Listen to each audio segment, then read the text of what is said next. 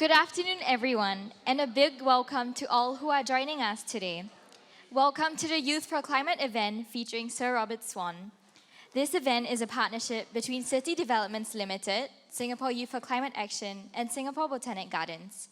My name is Kate, and I'm from Singapore Youth for Climate Action. I'll be your MC for today. Please note that this entire panel session will be recorded, and it will be made available on CDL's Sustainability YouTube channel after the event. We seek your help for a smooth recording by ensuring that your mobile devices are on silent mode and minimizing noise disruptions throughout the panel. Now, did you know that melting ice sheets in the polar regions will lead to rising global sea levels, displacing hundreds of millions of people around the world? Therefore, CDL launched the Saving Glaciers Alliance in 2019 to highlight the importance of conserving the world's polar regions and glaciers. Beyond reaching out to local business communities to take responsibility towards a low-carbon economy, CDL believes that youth have an important role to play in this ecosystem of change. That is also why CDL launched the Keep Calm and Love Our Planet campaign in partnership with Singapore Youth for Climate Action in COP26 in Glasgow last year. Through all these initiatives, we hope to encourage greater collaboration between the people, public, and private sector to turn climate anxiety into positive action and accelerate the change we want to see in the world. Today's event will feature an inspiring sharing by Sir Robert Swan, the first person in history to walk to both the North and South Poles. This will then be followed by an exciting conversation joined by Dr. Karen Toon, Director of the Coastal and Marine Environment Branch at the National Biodiversity Centre of the National Parks Board, and the session will be moderated by Ms. Esther N., City Development Limited's Chief Sustainability Officer. Now, may I invite Ms. Esther N. and Dr. Karen Toon on stage for the next segment, our panel discussion. Karen, yes. Esther, over to you. Yes. Hello. Yeah, is my mic on? Hello, everybody. Thank you so much. I'm sure you are all inspired. I still remember a few years ago when I heard the first time when I met Robert, I was totally blown over by his story. And then as a corporate, we started doing our part and, supporting by sending some Ye Generation Challenge winners to follow Robert. Because what we believe in, we can change one person can change, another 50, 100 or, people. And some of them are, will be have already done quite a lot of work to engage young people like you. And today is a Sunday afternoon. I know you guys are already champion and spending Sunday here. Thank you so much for your and we are very honored also have the High Commissioner here, British High Commissioners to Singapore, and Ms. Cara Owen and his family. Thank you so much. Thanks for coming, So great. I think I will start the conversation first, but you guys, please, there's a very rare opportunity to interact with this climate hero. So now I let you take a break first, have some water. I want to ask Karen, you are a local champion and you are a marine biologist and all that. You have insight from the government. What do you think about Robert's work? And we are in the tropics, right? A lot of people I talk to, they always say that, wow, so far away, polar, nothing to do with me, right? Yeah. So how would you change people's mindset, and how would you think that we can do something here from the tropics? Great. Thanks, Esther. My mic's working. First, I want to say it was incredibly inspiring. I've heard some parts of your presentation before, but it's the way you tell it and the way you communicate that I think connects to the people, and I think that's the important part. Really. You mentioned about the challenge of convincing people, and I think that's because sometimes we focus too much on the technical aspects of science, but the personal story is the one that really touches people. So I think this is really beautiful. And the three things I really took from yours is, one is hope, and I think that's really important. Eco-anxiety is real. People are very scared, they're worried, but hope is really what keeps people going, and I really like that message of hope. The second one is patience. And I think that is so important in our world now. You mentioned about phones, and everyone's on their phone, you know. We have anxiety when we leave our phone behind.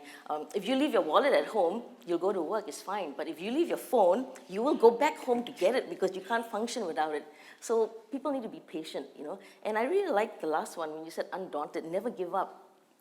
So I think these three things are the ones that will probably see the world, you know, to a better future if people really have this. So just wanted to reflect on your message, and these three things really got to me. But Esther, like you were saying, what's happening in the poles, you know, does it really matter in the tropics? And I was just reading this research paper that was published recently that says, you know, there's actually a direct connection between the poles and the tropics. What's happening in the poles will have a direct impact on what's happening within the tropics. In fact, even more so within the tropics than anywhere else. And countries, small island nations like Singapore, are the most vulnerable. When the polar caps melt, sea level rises, it's the small island nations that will be impacted. Unlike big countries, we don't have a hinterland. There is no opportunity to retreat. Basically, small island nations, there are only two things that can happen. You lose your island, or you do what is sometimes unthinkable, you build defenses around it, and this is what you mentioned before. I think many of you all are aware that the Singapore government is setting aside billions, I think to the tune of $100 billion in the next 100 years to defend our shoreline from sea level rise and impacts of climate change. So sea level rise is one. Then you've got extreme weather conditions. We haven't experienced so much extreme weather as we have in the last 5 years. You know, even in Singapore, we see the flooding that occurs. Of course, we blame a lot of things. We blame a blocked drain. We blame so many things. But really, it's the ability of the country to ensure that water can get away from land. And that is a challenge that many, many coastal nations within the region are facing. There is no way for water to escape fast enough to prevent the flooding. So that's really a problem, you know.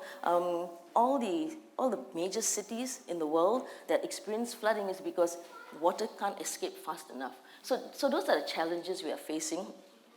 But I think as long as you acknowledge it and you know that that's what you need to work towards, then you know that there's a solution. Like you say, you know, look for solutions.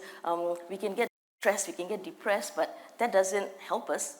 You know, you just need to find solutions. Yeah, that is what exactly the SG Green Plan, you know, Exactly. is guiding businesses, you know, any organization, individuals to live a more sustainable lifestyles and living.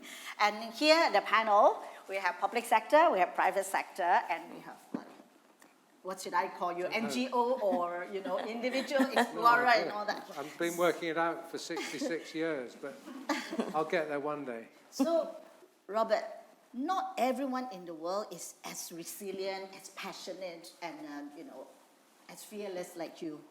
If I give you a wish list, what would you, you know, tell policymaker, private sectors, and individuals how they can accelerate climate action? I think it's all the same thing, really. It's to do with us. Because we buy products. We're part of government and choosing government. And I think that all of us, our wish list, I think, is pretty simple, is that we can't sustain the way we're living. And I know there are many activists here that live that and show you can actually not be consumed by consuming. But yesterday, after coming straight from the rainforest, I got lost in a place called, some enormous shopping mall. Where was it? Suntec City. Suntec City. I was rescued, thank goodness, in the middle of this experience by Catherine, who's here very kindly with her family. And I was after being in the rainforest, I was like going, what? It was like being on a separate planet. And I think that what's important is that we really think about how we're consuming.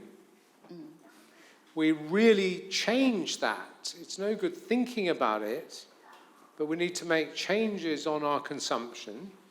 I think we really need to think about our energy. I mean, hands up, be honest. Let's have everybody be honest in this room.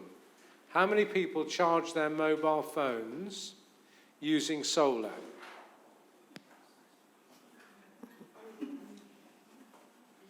Right, so there's a point. So, you know, you'll spend most of your life running around the place looking for a thing.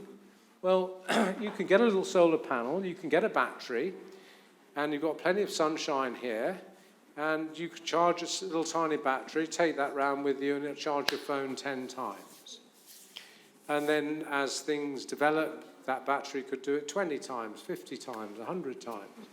So I think that we need to think about making changes. So my wish list would be that people, one, make change, listen to what so many of our people in this room who've come on, you know, Sunday to hear this, which is just means a lot to me, by the way, to listen to what you're saying, make changes, consume less, use public transport much more than we do, and I think that most importantly, be hopeful. Don't allow people to give up, because you know it. Come on, guys and girls, how many of your friends say to you, well, what's the point? Have you experienced that? I have. How many of you have experienced friends saying, you're doing such a great job, but what's the point? We can't make any difference. Hands up those people who have experienced that. Right, well, yes. Okay. Yes. Well, don't allow them to give up. Make it cool. So my wish list is make a change, don't play with it. Really make a change.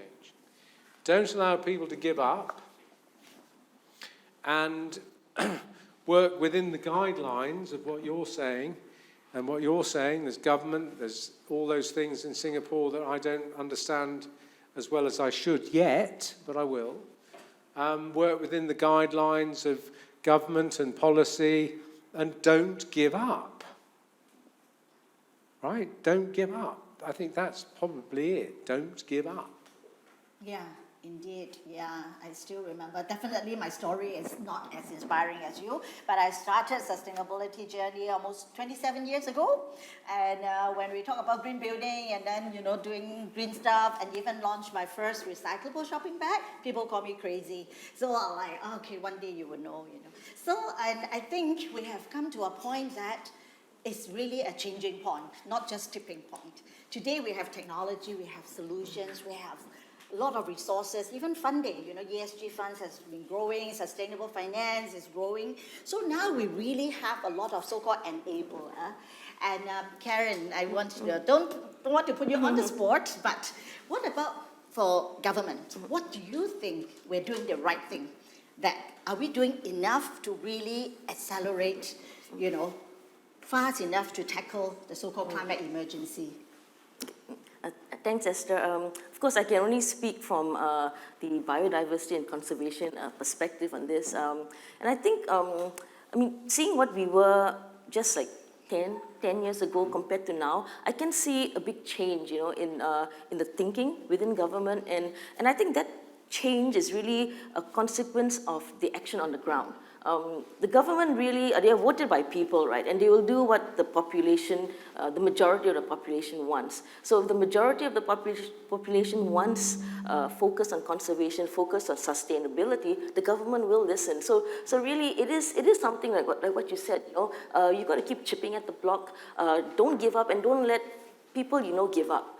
Because at the end of the day, they will listen. So I think there's been a change, a shift in the mindset, and you can see from the Green Plan, from the many other initiatives within NParks itself. You know, we have the 1 billion tree movement. I mean, some people say, what's the point? You know, I mean, you cut down just to plant, but cutting down is part of, you know, what happens within society. You can't stop some of the things from happening, but then you can find ways, you can find solutions around it. Sometimes I think we tend to villainize things that we are not comfortable with, but like you say, we're also part of that problem. Sure. Right, if you want to sit in an air-conditioned room, you want to buy your own car. These are the sacrifices that the environment has to make for you to have that, right? So if you understand that you're actually part of the problem, then you can also be part of the solution. So I think within the government there are efforts, but really at the end of the day, it is what people on the ground do. And I really have a lot of friends out there. I feel very inspired by the young. In fact, I'm just looking there. I see someone there, Bio Girl. She's sitting over there. You see young people coming up now on their own accord, not because someone else pushed them, from their own interest, from their own passion, going out to do something. And I find that very inspirational. So to me, this is... And I couldn't agree more. I think that, I'm not joking. Singapore, in some places, is an excellent place to come and train to walk to the South Pole. Because in so many buildings, it's so bloody cold. I'm not joking. It's not often that you come to Singapore and and I take a jacket. I'm a polar explorer, and I'm having to take a jacket to go to the movie house or visit. The other day, I went to go and buy with Catherine. Went to go and buy a SIM card and went into 7-Eleven, and it was freezing. It was sort of about -5 in there. And this poor Indian lady was behind the counter. It's like, I was thinking, why? Now that's something that all of us can change. Yeah. And not put up with that. Because if we all went down a bit, that's a huge saving, not just money, but it's also a message to the people who don't care. So I'll be able to say, hey, we did do this. We knocked it down and it's small, but it annoys me hugely to come to your great nation and freeze when I shouldn't be. When I go to the South Pole, that's my choice to freeze. But coming here to freeze doesn't seem to make sense. So I think there's something we can do, all of us, crank it down. Yeah, totally. And I think that would save a lot of money. You don't need government permission to do that, unless I suppose you're in a government building. But you can kind of do that. In fact, actually, from our own experience as CDL, we are an asset owner. We are also a landlord. And I think we started the 1 Degree Up campaign almost 10 years ago. Tenants are not stubborn. Actually, they know. They know that they're doing the right thing. So we just asked for permissions to allow us to raise the temperature to 24 degrees, and started with about 60% and 100% after 2 years. Everybody agreed, and that's actually really helped us save a lot of energy. And for those who want to learn more about climate action, just walk about 20 steps away, the CDL Green Gallery, which is a net zero building, only powered by solar energy. And it was opened in 2013 in a collaboration with National Park Board, and we have been doing, we are partner in green. So at this moment, we only have about less than 15 minutes. Any burning questions? Very rare chance to have Robert here. Anyone? Please or ask. anyone who have actually went to the expedition? Anything you want to share, or you interact with other parts of the world, and youth from other parts of the world, and you want to bring it back to Singapore, and share? Tun, you want to say something? Or Yasmin, you want to say something? Yeah, for me, one of the things that I thought was very inspiring is I go to the Arctic, I should be cold. And one day it was 3 in the morning and doesn't go down in the sun. And I'm wearing a t-shirt because it's warm. And I was like, this is a bit messed up because I shouldn't be in a t-shirt in the Arctic. And that's something for me, that one moment where I'm like, this is really very disturbing. I remember that day. And Tun, what happened when you were on the expedition? Tun was with us in Antarctica in March. What happened?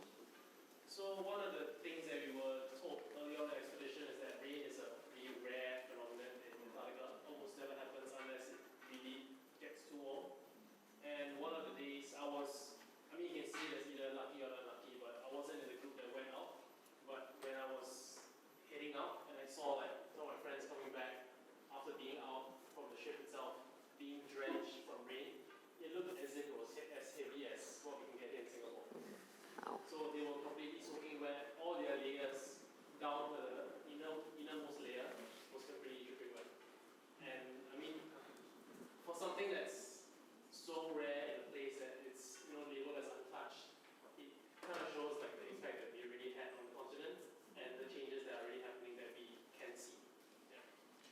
Bit of a shock. I'd never seen it rain.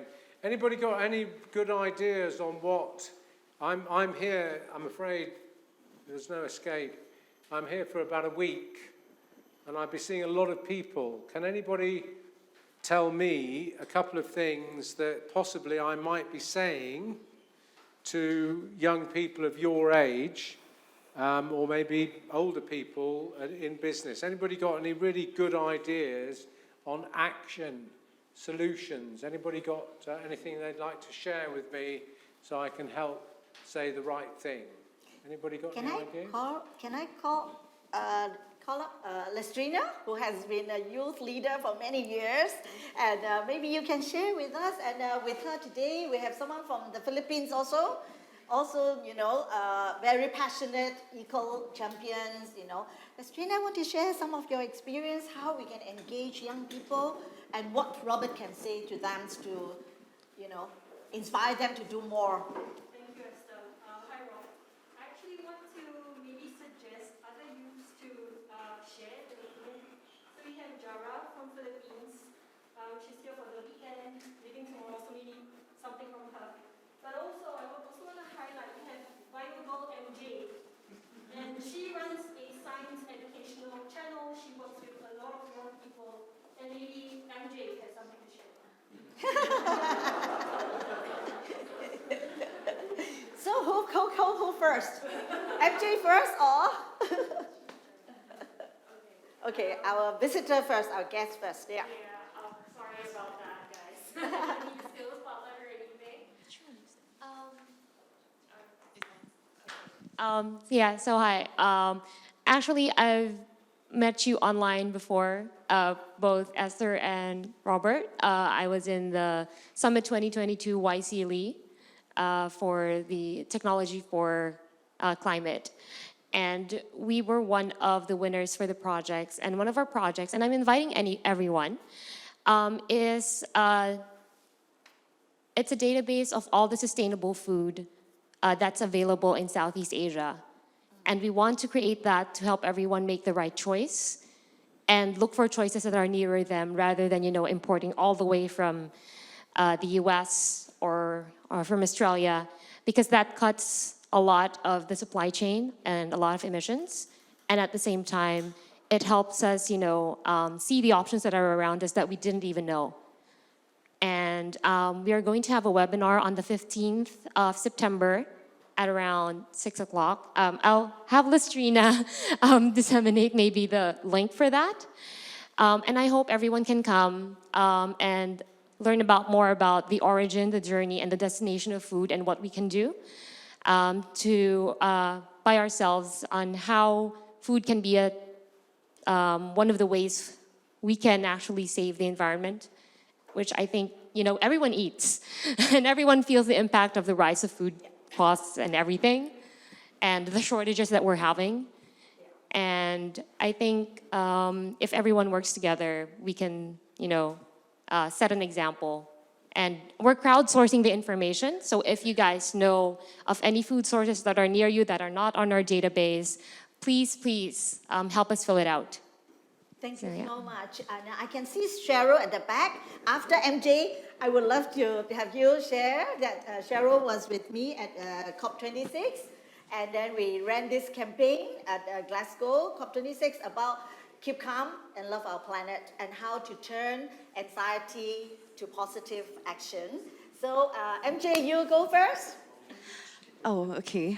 Hi, thank you, Lestrina. Hi, my name is MJ. I'm actually the co-founder of a Nature and Science channel out there, and we have over 170,000+ followers. So we mainly make video content to reach out to the audience to share about nature, biodiversity, and sustainability issues, but in a more social media manner. Yeah, so I do a lot of workshops, and from this year onwards, I did more workshops and also sharing sessions in school. And one thing that I like to share with people, especially for the younger generation, which I work a lot with because they tend to watch the shows and then they will encourage their parents to watch the shows, is that even though they feel like they are just one individual, their ripples can make waves. Yeah, so I did learn marine biology when I was back in university, and we did learn a bit of geography where, huge waves, they are formed from small ripples. So when the ripples get, if they are like continuously being formed, that's where you get the big waves. And I relate this a lot to change that we can make in our society. So even though you feel like you're just one person, right, you never know who you can inspire. I never thought that, something like the videos that I make can actually inspire young children to do the same thing in their own school. So I always, end off with the message that your ripples do make waves, that, you never know who can inspire. Like, I have heard of stories where the children, they create their own eco-green club in school. They manage to get their parents to change to more sustainable methods of living, yeah. Sorry, I'm a bit nervous. Yeah, so that's really one message that I like to share, especially, in the current situation where people do keep telling you that, what's the point of doing this, because we as Singaporeans, we are such a small country, we cannot do anything. But you never know who you might inspire, and that person could be like a future CEO of some big company, and if he had that inspiration when he was young, right, I'm pretty sure he or she will make big changes in time to come. So yeah, that's my message. Jay, you should continue. 170,000 followers. Good job. Yeah. In fact, I need to do a little bit of promotion. And the movie at Palm Valley, we are starting about 6:30. We are featuring 20 young kids from 4 years old to 12 years old. They are the winner of I Love My Planet storytelling competition.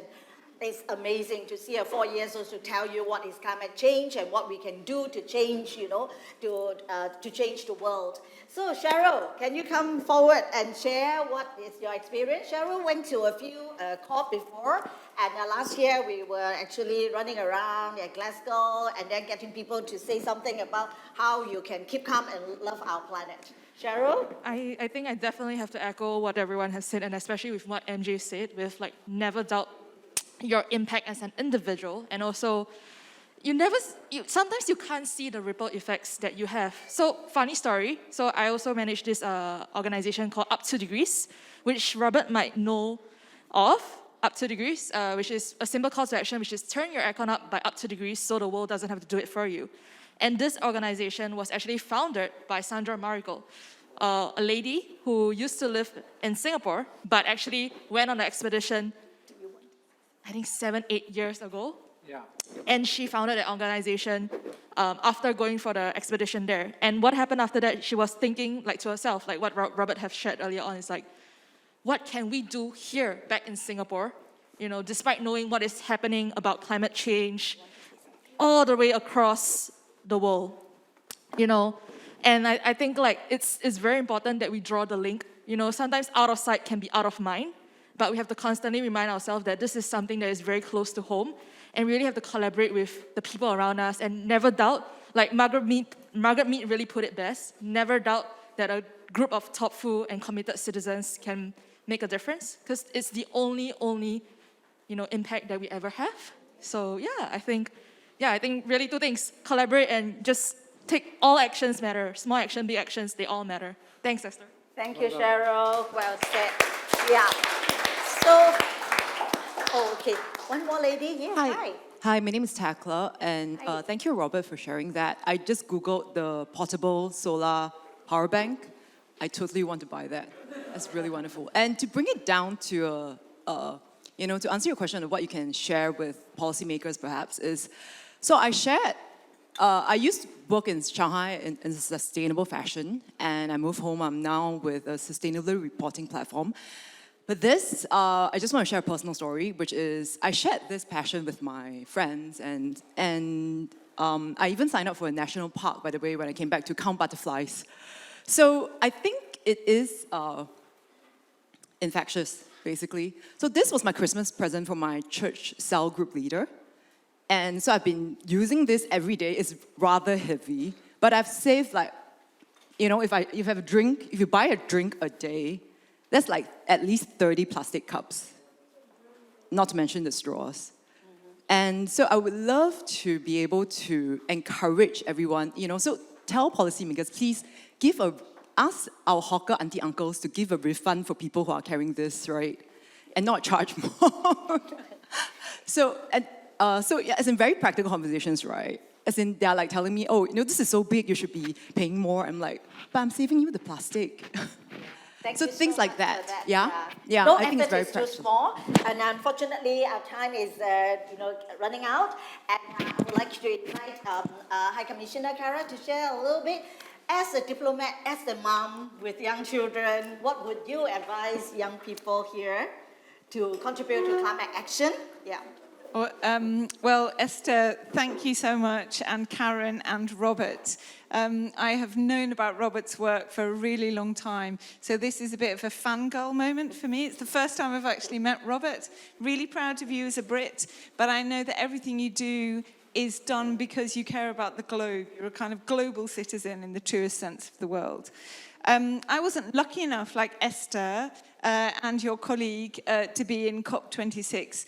But one of the things that we were really conscious of when we were working all around the world as British Diplomatic Network to try and make COP26 as successful as possible is we thought it was a place where we could bring together both the big corporations and the governments to really get behind what individual actors had been asking for and campaigning for a long time.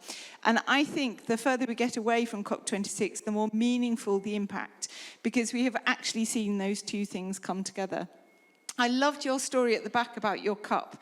And so on your message of hope, things can change really quickly.